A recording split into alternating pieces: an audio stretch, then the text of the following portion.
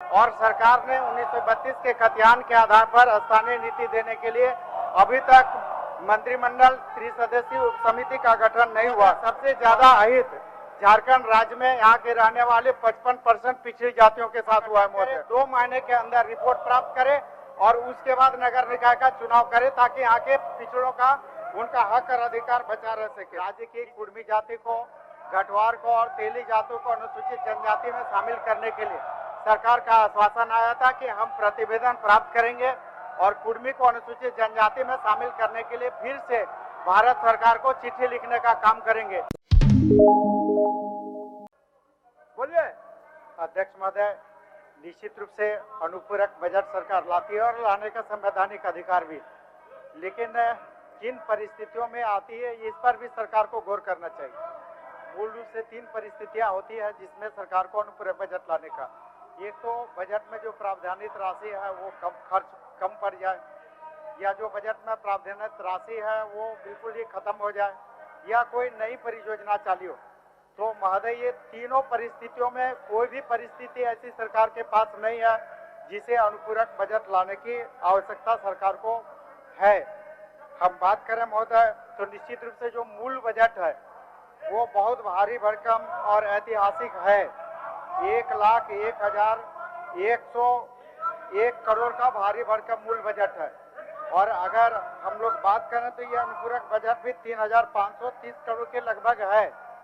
और अगर हम लोग बात करें महोदय कि जो मूल बजट है उस मूल बजट में ही अभी तक पूरे ओवरऑल अगर हम लोग देखते हैं तो महोदय मात्र 16.16% ही खर्च हुआ है।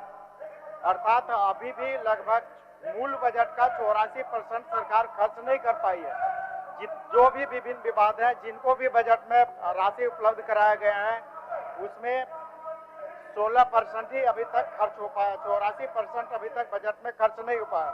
महोदय, ये चीज बताना चाहेंगे, अभी अगर हम लोग देखें तो महोदय लगभग 5 विभाग ऐसे हैं जिनका 4 महीना बीतने के बाद भी मूल बजट के जो प्रावधानित राशि है उसमें 0% ही खर्च हो पाया है। महोदय, अगर हम लोग बात करें तो लगभग 3 विभाग ऐसे हैं जो 1% से कम खर्च किए, और लगभग 8 विभाग ऐसे हैं जिनका बजट खर्च अभी तक 4 महीना बीतने के बावजूद मात्र 5% से कम है। अगर बात करें महोदय तो निश्चित रूप से जो सरकार का बजट जो ऐतिहासिक बजट था 1,01,100 करोड़ का, और इसके आलोक में अगर हम लोग देखें तो किसी भी बजट को पूरा करने के लिए बजट के में प्रावधानित योजनाओं को जमीन पर उतारने के लिए राशि की आवश्यकता होती है, राजस्व की आवश्यकता है। महोदय, 4 महीना बीत गए और इस 4 महीने में अभी तक मात्र सरकार 20,047 करोड़ 96 लाख रुपए ही राजस्व की प्राप्ति कर पाई है।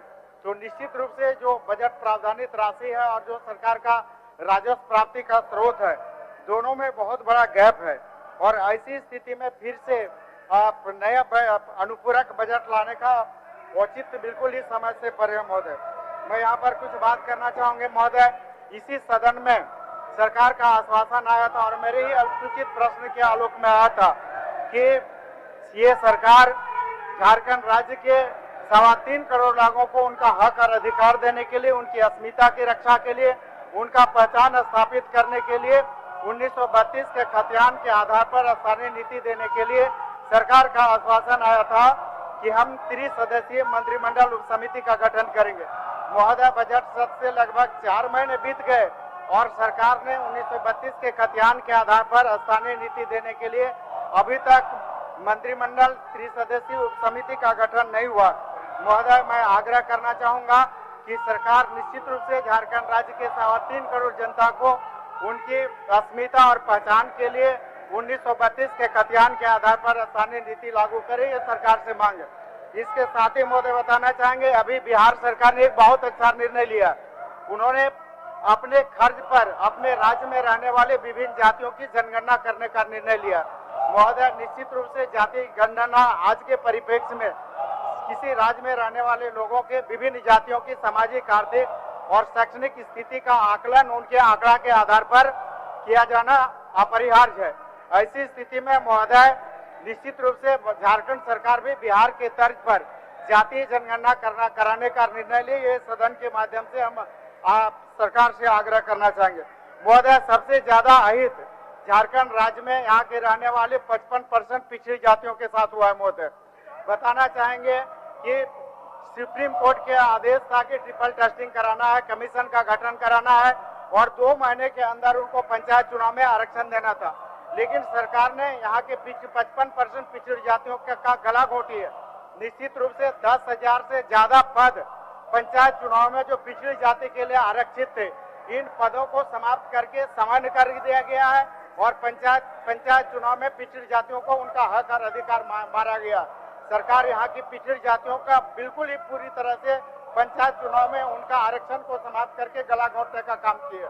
महोदय, अभी बताना चाहेंगे कि अभी नगर निकाय का चुनाव सरकार करने का मन बना रही है। अभी दिसंबर नवंबर में सरकार का मन है कि हम नगर निकाय का चुनाव करेंगे।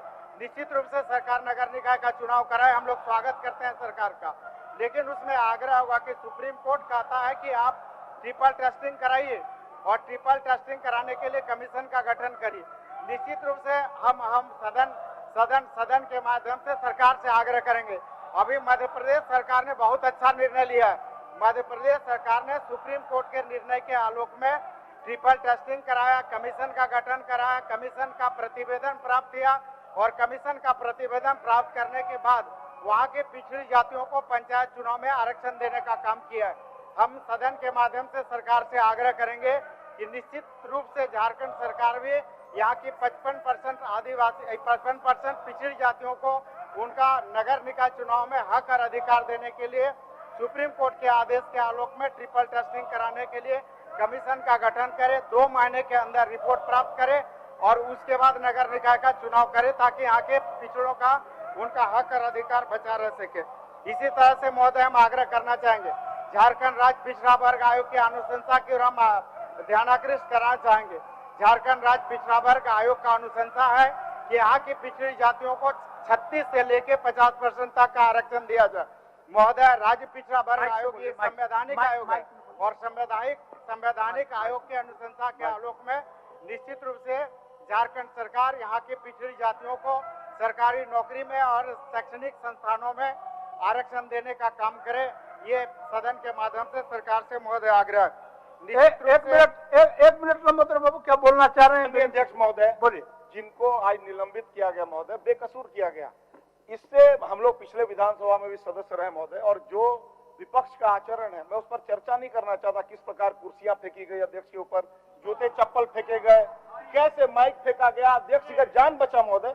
आज लोकतंत्र में क्या हम अपनी आवाज बुलंद भी नहीं कर सकते महोदय? ये बहुत ही दुखद है। मैं बहुत विनम्रता पूर्वक आग्रह करता हूं महोदय कि यदि पीठ दिखाने के लिए भानु प्रताप शाही जी, रणधीर सिंह जी, ढूलू महतो जी और बेकसूर जो जेपी पटेल है, अगर उनको सस्पेंड किया गया तो सारे लोग आज पीठ दिखाए महोदय। सबको सस्पेंड कर दीजिए, नहीं करिएगा तो हम लोग ऐसे ही चले जा रहे हैं महोदय। लंबोदर जी, आपका सूचना ले लिए, ठीक, तो विचार कर चलिए। लंबोदर जी। अध्यक्ष महोदय, इसी सदन में सरकार का आश्वासन आया था गैर सरकारी संकल्प के आलोक में राज्य की कुर्मी जाति को, गठवार को और तेली जातों को अनुसूचित जनजाति में शामिल करने के लिए सरकार का आश्वासन आया था कि हम प्रतिवेदन प्राप्त करेंगे और कुर्मी को अनुसूचित जनजाति में शामिल करने के लिए फिर से भारत सरकार को चिट्ठी लिखने का काम करेंगे। लेकिन ये सरकार अभी तक इसको सदन में दिए हुए इस आश्वासन को भी अभी तक पूरा नहीं कर पाई महोदय। निश्चित रूप से आग्रह होगा कि सरकार इसको पूरा करे। महोदय, गोमिया में एक डिग्री कॉलेज का उद्घाटन सरकार को आग्रह कर रहे हैं कि इस डिग्री कॉलेज का उद्घाटन और वहाँ पर सत्र चालू। महोदय, बताना चाहेंगे कि एक स्वतंत्रता सेनानी, गोमिया के जो प्रमुख स्वतंत्रता सेनानी थे स्वर्गीय ओपन मांझी, जिनके हम महात्मा गांधी जी गए थे, हम सरकार से आग्रह करेंगे कि स्वर्गीय ओपन मांझी जो देश के स्वतंत्रता सेनानी थे, उन्हीं के नाम पर गोमिया के डिग्री कॉलेज का नामकरण किया जाए और सत्र प्रारंभ किया जाए। इसी संदर्भ में एक और आग्रह होगा कि माननीय विधायक बीरेन सिंह जी और अन्य जनप्रतिनिधियों के सौजन्य से बोकारो हवाई अड्डा बनकर तैयार है और शीघ्र इसका उद्घाटन होना है। महोदय, आग्रह होगा कि सरकार से आग्रह होगा कि निश्चित रूप से इस हवाई अड्डा का नाम झारखंड आंदोलनकारी के विश्व पितामह स्वर्गीय विनोद बिहारी महतो के नाम पर करने के लिए विधानसभा से प्रस्ताव पारित करके केंद्र सरकार को भेजा जाए। माननीय सदस्य एक मिनट मैं एक सूचना दे देना चाहता हूं जो कि मेरा जानकारी है। हमको लगता है हमसे भी सीपी बाबू ज्यादा जानकार है इस विषय पर। विधानसभा में जो कार्रवाई चलता है, इस कार्रवाई का कॉपी पार्लियामेंट में जाता है और पार्लियामेंट में सारे माननीय सदस्यों का एक संचिका बनता है कि सब अपने सदन संचालन के क्रम में कौन कौन माननीय सदस्य किस किस प्रकार का काम किए।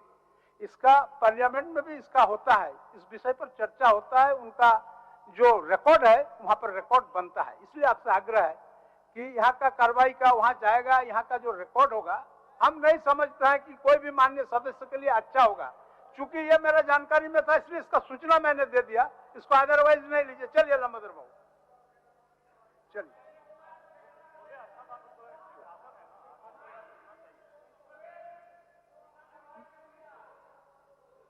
बोलिए बोलिए। अध्यक्ष महोदय, पिछले 14 से 19 के कार्यकाल में जब आप नीचे बैठते थे अध्यक्ष महोदय, विपक्ष में थे, तो जूता चप्पल वगैरह चलाए थे, तो उसी का रिकॉर्ड बना कि आप स्पीकर बन गए और माननीय हेमंत सोरेन जी मुख्यमंत्री बन गए। यही तो रिकॉर्ड बना है। इसका मतलब साफ है कि आपका अपना रास्ता नहीं है, हम ही लोग का रास्ता से चलिएगा। हम लोग जिस रास्ता से चले उसी रास्ता में चलिएगा।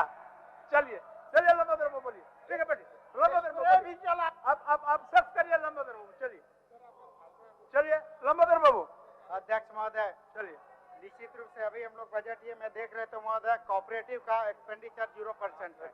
यहाँ पर माननीय सहकारिता आप मंत्री उत्कृष्ट विधायक हैं, बैठिए। 5 करोड़ से ज्यादा उत्कृष्ट विधायक हैं आप। पेटवार प्रखंड के चरगी में एक कोल्ड स्टोरेज का 5000 मैट्रिक टन से ज्यादा लागत की, 5 करोड़ से ज्यादा लागत की स्वीकृत है।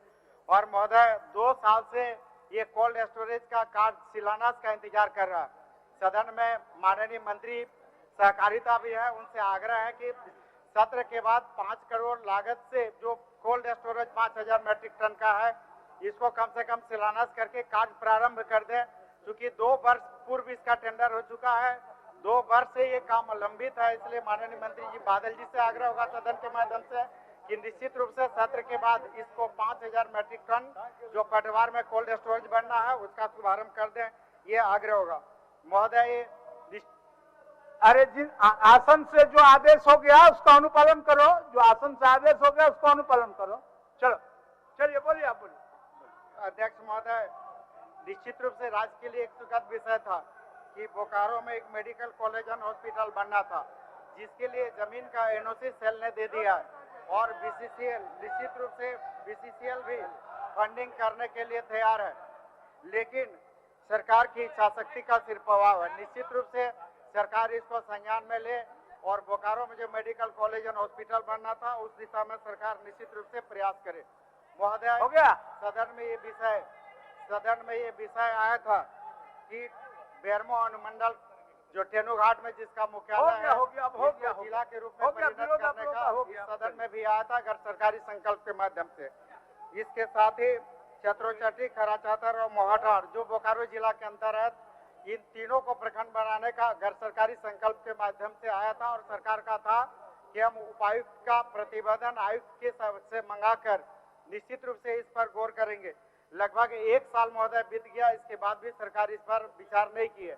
हम यहाँ पर माननीय मुख्यमंत्री जी भी यहाँ सदन में आग्रह करेंगे कि निश्चित रूप से तेनुघाट अनुमंडल को जिला बनाने की दिशा में निश्चित रूप से सरकार सकारात्मक कार्रवाई करे और बेरमो अनुमंडल जिसका मुख्यालय तेनुघाट है इसको जिला बनाने का काम करे। इसके साथ ही जो उग्रवाद प्रभावित क्षेत्र चतुर्चट्टी, मोहाटाड़ और खराचातर तीनों के बारे में मुख्यमंत्री जी भी अवगत है, देखे भी है, गए भी है। पूरी तरह से नक्सल प्रभावित क्षेत्र है। निश्चित रूप से इन तीनों जगह पर प्रखंड बनाने का काम हो। इसके साथ ही महोदय, अभी तक आजादी के हम लोग अमृत वर्ष मना रहे हैं 75 साल के अवसर पर, लेकिन गोमिया प्रखंड के 3 गांव अभी तक बिजली नहीं पहुंचा। तीनों नक्सल प्रभावित गांव है, तीनों में प्रिमिटिव ट्राइब के लोग रह रहे हैं, उनको भी बिजली का हक और अधिकार है। आज तक हम लोग गोमिया प्रखंड के सियारी पंचायत के बिरहोडंडा, कांसीटाड़ और असनापानी यहाँ पर बिजली नहीं पहुंचा पाए। सदन के माध्यम से सरकार से अनुरोध होगा कि निश्चित रूप से इन तीनों गाँव में बिरौट डंडा, कांसीटाड़ और असना पानी, यहाँ भी बिजली पहुंचाने का काम करें और जो अनाच्छादित गांव है इसको आच्छादित करने का काम सरकार करे। इसके पिछले सत्र में भी इस बात आई थी, लेकिन सरकार इस पर संज्ञान नहीं दी। फिर से आग्रह कर रहे हैं कि महोदय इन तीनों गांवों को जहां अभी तक बिजली नहीं पहुंची, यहाँ पर बिजली पहुंचाने का काम किया जाए। इसके साथ ही अभी महोदय माननीय मुख्यमंत्री जी से भी आग्रह किए थे, कल ही मिलकर आग्रह किए थे कि ललपनिया में एक सब स्टेशन बनकर तैयार है और मोहाटार थाना क्षेत्र जहाँ पर 11 पंचायत है, निश्चित रूप से पूरी तरह से नक्सल प्रभावित क्षेत्र है। बिजली की काफी अनियमित और बाधित रूप से वहाँ पर बिजली आपूर्ति हो रही है। मुख्यमंत्री से आग्रह है कि ललपनिया सब स्टेशन का गोमिया डिग्री कॉलेज का उद्घाटन करके गोमिया को निश्चित रूप से एक उपहार देने का काम करे। मुख्यमंत्री जी से आग्रह। इसके साथ ही एक बहुत महत्वपूर्ण है, एक बहुत महत्वपूर्ण डीवीसी का एक मेगा प्रोजेक्ट है महोदय। ये 1500 मेगावाट का हार्डल प्रोजेक्ट लगना है और इस हार्डल प्रोजेक्ट में स्टेट गवर्नमेंट को कुछ भी नहीं देना। वो पूरी तरह से जो भी लागत है 1500 मेगावाट का वो डीवीसी देगी। तो निश्चित रूप से इस क्या सूचना है मेगावाट का हार्डल? एक मिनट लंबोदर बाबू, इनका क्या सूचना है? व्यवस्था ये है कि लंबोदर बाबू ने कटौती प्रस्ताव रखा है। एक तरफ आप कटौती प्रस्ताव लाए हैं, यानी सरकार का यह बजट अनुपूरक बजट पास ना हो, दूसरे तरफ बिजली भी मांगते हैं, पुल भी मांगते हैं, स्कूल भी मांगते हैं। ये तो विरोधाभास है भाई। कटौती प्रस्ताव सरकार को जो आप पैसा दे रहे हैं ये गलत जा रहा है, इस पर तर्क दीजिए। ये मांग रहे हैं तो समर्थन कीजिए, कटौती प्रस्ताव वापस लीजिए। चलिए, यही तो लंबोदर बाबू का कला है कि विरोध के पीछे अपना काम कर लेते हैं। ये कला है उनका। चलिए चल दीजिए, ऐसे नहीं होगा कि भाई हम मोर भी बने कौवा भी बने, दोनों रंग एक साथ नहीं चल सकता है। चलिए हमने शुरुआत में बजट पर ही बात की थी, सरकार की विफलताओं पर भी बात की थी और ये बताया था मैडम की महोदय कि 5 विभाग ऐसे हैं अभी जिनकी 4 महीना बीतने के बाद 0% एक्सपेंडिचर है। 8 विभाग ऐसे हैं जहां पर 5% से कम व्यय हुआ और 3 विभाग ऐसे हैं जहां पर 1% से कम। इस पर तो चर्चा हमने महोदय शुरू ही से ही कहा और ये सरकार की विफलता है महोदय कि सब स्टेशन बना हुआ है, सरकार उसका उद्घाटन नहीं कर रही है। डिग्री कॉलेज बना हुआ है, भवन तैयार है, सत्र चालू नहीं हो रहा, उसका उद्घाटन। ये तो सरकार की विफलता है महोदय और सरकार से आग्रह कर रहे हैं कि इसका उद्घाटन करके सरकार अपनी सफलता की ये में ले, इसको सफलता की सूची में इसको भी शामिल करें, ये मेरा आग्रह। निश्चित रूप से महोदय हम बताना चाहेंगे कि ये ललपनिया सब स्टेशन का उद्घाटन होने से 11 पंचायत के 55 से ज्यादा गांवों को वहां पर बिजली मिलेगी। अभी हजारीबाग मांडू सोंडिहा से आ रहा, तो निश्चित रूप से सब ललपनिया से चालू हो। और जो सबसे महत्वपूर्ण एक मेगा प्रोजेक्ट के बारे में बात करना चाह रहे हैं महोदय, 1500 मेगावाट का एक हार्डल प्रोजेक्ट बनना है गोमिया में और इस हार्डल प्रोजेक्ट डीवीसी के द्वारा बनना है। इसमें झारखंड सरकार को पैसा नहीं देना है। एक मिनट ये सदस्य ये बहुत सारी डिमांड की है, तो कटौती प्रस्ताव वापस ले ले, सब स्टेशन का हम लोग उद्घाटन करवा देते हैं। सबसे चलिए लंबोदर बाबू, बहुत बढ़िया सुजोग है, ले लीजिए, हम लोग करवा देते हैं। इस सरकार बहुत बढ़िया सुजोग आपको दिया, इसका फायदा आप ले लीजिए। पूरा कीजिए। चलिए, वो गोमिया विधानसभा क्षेत्र भी महोदय, बोकारो जिला और गोमिया विधानसभा क्षेत्र भी झारखंड के अंतर्गत ही है और वो भी माननीय मुख्यमंत्री जी का ही क्षेत्र है महोदय। इसलिए निश्चित रूप से और मुख्यमंत्री जी का ही क्षेत्र है, इसलिए विशेष रूप से आग्रह है महोदय। एक महोदय आप ध्यान आकृष्ट कराना चाहेंगे कि तेनुघाट डैम में 2 मेगावाट का हार्डल प्रोजेक्ट बना हुआ और ये हार्डल प्रोजेक्ट बना के इसमें बिजली का प्रोडक्शन नहीं हो रहा, सारा सिस्टम लगा हुआ। तो महोदय हम आपके माध्यम से सरकार से मुख्यमंत्री जी से आग्रह करेंगे कि जो 2 मेगावाट का हार्डल प्रोजेक्ट तेनुघाट डैम में बना हुआ, निश्चित रूप से उसको चालू करने की दिशा में सरकार काम करे। और जिस हम 1500 मेगावाट हार्डल प्रोजेक्ट की बात कर रहे हैं महोदय, इसमें राज्य सरकार का 1 रुपया भी नहीं लगना, पूरा पैसा डीवीसी दे रहा है, हार्डल प्रोजेक्ट लगना है। तो निश्चित रूप से चाहेंगे कि ये 1500 मेगावाट का हार्डल प्रोजेक्ट लगे, इस दिशा में सरकार का सकारात्मक सहयोग हो और सरकार इस दिशा में सकारात्मक पहल करे। महोदय हम बताना चाहेंगे कि तेनुघाट डैम है जो एशिया महादेश का सबसे बड़ा मिट्टी का डैम है और इसकी जो स्थिति महोदय काफी पूरा पेड़ पौधा घास पात पूरे लगे हुए हैं, बिजली की व्यवस्था नहीं है। हम लोग चाहते हैं महोदय कि आप संक्षेप करिए लंबोदर बाबू, आप संक्षेप 2 मिनट में। हाँ पतरातू डैम की भांति इसको भी महोदय पर्यटन स्थल के रूप में विकसित किया जाए, ये हम आग्रह करेंगे। महोदय एक विषय की ओर हम ध्यानाकृष्ट कराने चाहेंगे कि 14 फरवरी 2019 पत्रांक 168 के माध्यम से अपर मुख्य सचिव योजना एवं वित्त विभाग तत्कालीन सुखदेव बाबू थे, उनके द्वारा एक पत्र निर्गत हुआ था पूरे राज्य के सभी उपायुक्तों को, और इस पत्र में स्पष्ट रूप से कहा गया था कि राज्य के जो पिछड़े वर्ग हैं, जो पिछड़े वर्ग की जो जातियां हैं, उनका जनसंख्या का आंकड़ा संग्रहित करने का था निर्देश। महोदय 3 साल बीत गया, अभी तक इस चिट्ठी के आलोक में कोई कार्रवाई नहीं हुई, तो निश्चित रूप से योजना एवं वित्त विभाग के पत्रांक 168 14 फरवरी 2019 जिसका कार्यान्वयन अभी तक लंबित है, सरकार निश्चित रूप से इसको पूरा करने का काम करे। एक और महोदय की गोमिया निश्चित रूप से बहुत महत्वपूर्ण नक्सल प्रभावित क्षेत्र है, ग्रामीण क्षेत्र है, और गोमिया में जो प्रखंड मुख्यालय वहां पर आरओबी की आवश्यकता है। निश्चित रूप से सरकार पहल कर रही है, रेलवे विभाग भी पहल कर रहा है, और मुख्यमंत्री जी भी इसको जल्द से जल्द प्रशासनिक स्वीकृति करा के शिलान्यास भी करा दें, और जब बन जाए तो उद्घाटन भी करें, मुख्यमंत्री जी से आग्रह होगा। इसके साथ ही महोदय एक पूरा राज्य स्तरीय विषय है जो बहुत महत्वपूर्ण है। अभी कुछ दिन पहले अखबार प्रभात खबर भी हम लोग देख रहे थे कि अभी +2 उच्च विद्यालयों में शिक्षक नियुक्ति की जा रही है, और निश्चित रूप से ये सरकार का अच्छा पहल है। लेकिन इसमें सबसे जो दुखद पहलू है कि झारखंड राज्य की जो 9 जनजातीय और क्षेत्रीय भाषाएं, जनजातीय और क्षेत्रीय भाषाओं की शिक्षक की वैकेंसी का कोई भी जिक्र नहीं है, कोई भी रिक्ति नहीं है, 0% है। महोदय झारखंड की जनजातीय और क्षेत्रीय भाषा में भी पढ़ाई हो, और इसके लिए आवश्यक है कि +2 उच्च विद्यालयों में TRL में जो भी क्षेत्रीय और जनजातीय भाषा है इसके शिक्षकों की बहाली भी की जाए, ये आग्रह है सदन के माध्यम से। इसके साथ ही महोदय एक आग्रह है जो बहुत पूर्व से इस सदन में भी चर्चा होती रही, झारखंड अवर सेवा चयन परिषद के बारे में, उसके उम्र सीमा के बारे में। अभी जो ग्रेजुएट लेवल परीक्षा हो रहा है महोदय, 2015 का वैकेंसी है, 2015 में फिर वैकेंसी हुआ, फिर रद्द हो गया, 2018 में वही वैकेंसी आया, 2021 में, और फिर महोदय अभी वो भी परीक्षा रद्द हो गया। तो निश्चित रूप से इसमें था कि 2015 में जो भरे उनका कट ऑफ डेट और आज के कट ऑफ डेट में काफी छात्र, लाखों की संख्या में छात्र फॉर्म भरने से ही वंचित हो जा रहे हैं। इसलिए एसएससी में उम्र सीमा में वृद्धि करे, ये जनहित में है। ठीक है, लंबोदर एक विषय की ओर ध्यान आकृष्ट करते हुए महोदय मैं अपना बात बंद करूंगा। महोदय मुख्यमंत्री जी ने एक बहुत अच्छा पहल किया था, और मुख्यमंत्री जी का एक घोषणा था, आश्वासन भी था कि जो निविदा निष्पादन होगा, निविदा निष्पादन में यहाँ के अनुसूचित जनजातियों को 25 करोड़ तक के काम में हम प्राथमिकता देंगे। बहुत अच्छा निर्णय था मुख्यमंत्री जी का। इस निर्णय की पूरे राज्य में सराहना भी हुई थी। लेकिन महोदय सरकार ये बतावे कि अभी तक कितने अनुसूचित जनजाति के लोगों को निविदा दिया गया। निविदा में महोदय एक चीज, चूंकि राज्य वित्त में, इसलिए बात कहना चाहूंगा कि महोदय निविदा में एक पॉलिसी बनना बहुत जरूरी है।